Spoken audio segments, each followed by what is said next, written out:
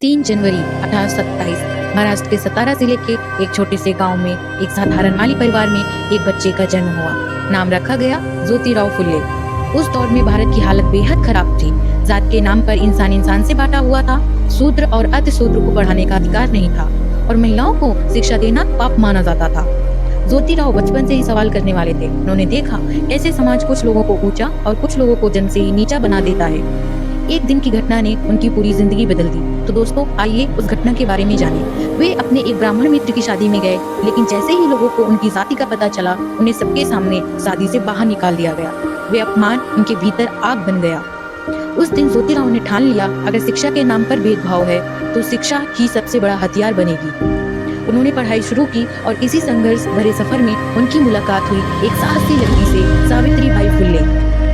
ज्योतिराव ने सिर्फ एक खुद ही नहीं पढ़ा, बल्कि अपनी पत्नी सावित्रीबाई को भी पढ़ाया।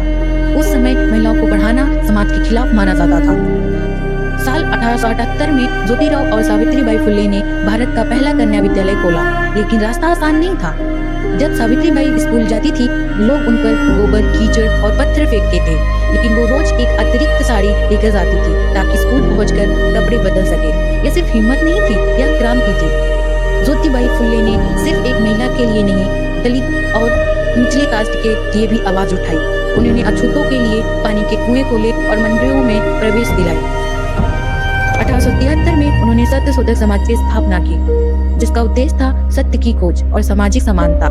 उनकी किताब गुलामगिरी भारतीय समाज के जातिवाद पर एक सीधा और साहसी हमला था।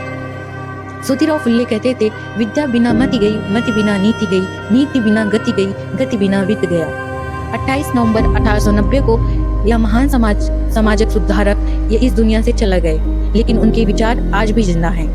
दोस्तों, 3 जनवरी सिर्फ एक तारीख नहीं है, यह उस सोच की शुरुआत है जो कहती है इंसान की पहचान उसकी जाति नहीं, उसकी सोच से होती है। अगर आपको यह कहानी प्रेरणादायक लगी हो तो वीडियो को लाइक करें, शेयर करें और चैनल को सब्सक्राइब करना ना भूलें, क्योंकि ऐसी कहानियां सिर्फ इतिहास नहीं होती, ये भविष्य बनाती हैं।